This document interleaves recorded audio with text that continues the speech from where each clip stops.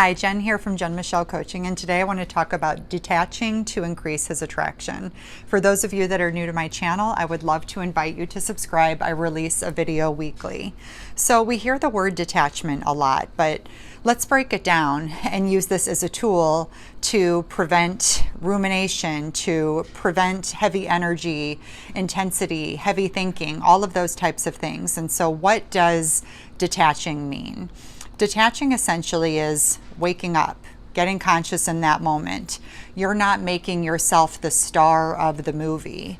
You are not over amplifying your importance with another's behaviors or actions. What is essentially happening when you're detaching is you're rising above the situation and you're seeing it differently. You're seeing it from a more neutral, less personal viewpoint. How different would life and relationships be if we could kind of pull ourselves out and look at something from a more conscious perspective?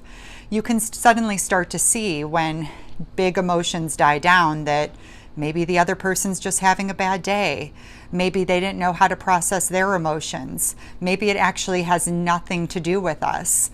But in the moment, what often happens is one gets so easily pulled into their own insecurities and attachments that suddenly now it's like a huge drama playing out that is deeply personal, exaggerated, and amplified. Number 2, turn inward and hold steady. It's almost like the analogy of a lighthouse, right? A lighthouse is unwavering. It doesn't move. It's there when you need it. So if someone is lost at sea, there's the lighthouse shining brightly as a pathway to get back to shore.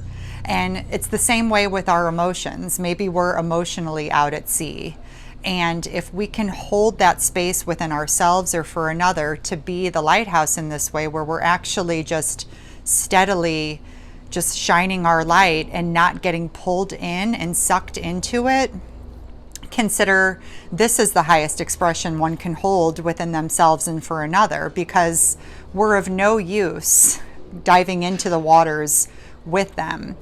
And most of us have been taught to do this. If you're sad, I should be sad. Or if you're going through something, I should be going through it. I remember as a kid, my mom said, if my kids aren't happy, I can't be happy. And so a lot of this really is taught to us. But when we step back and think about it, we're really of no value to another when we get pulled in and are trying to get some air and come up to surface as well. So to hold that steady space and to stay conscious enough to not feed into the narration of the ego or to let that grip us, we can really become the change in which we want to see in this world and really inspire others to take self-responsibility and to feel empowered to create their own path and to remember who they are underneath the attachment, fears, and insecurities that can just engulf them. Number 3. When I talk about being the star of our own show, this can come up in many different situations. I've seen it play out in relationships where the partner's in a bad mood. And so suddenly it's like, well, I was in a good mood and what's wrong with you? And why'd you come home like this? And we start like asking aggressive questions and we start matching their energy. But if we look at step 2 of being the lighthouse, it doesn't mean that we're not going to have those concerns and we're not going to notice their energy, but we can catch it enough to not creating a movie from it. We can say, okay, well, they're in a mood. I don't have to make this about me. I can let go right now and just stay focused on doing what I was doing and choose to have a good day, even though they aren't. And I also see this play out professionally where maybe the boss or the supervisor or someone you work with is in a bad mood and suddenly we are taking that on and we've created a whole scenario about being fired or being laid off or not productive enough, and we start reacting to that, and before you know it, the whole day is ruined because now we're like drowning in the ocean because we let the ego narration take over and we've made that our reality.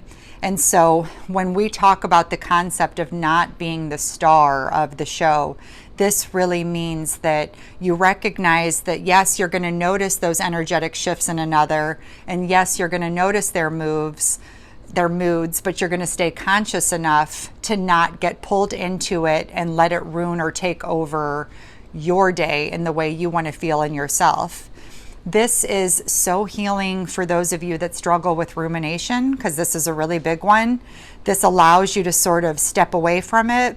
It allows your attachments to stop taking over at such a high level.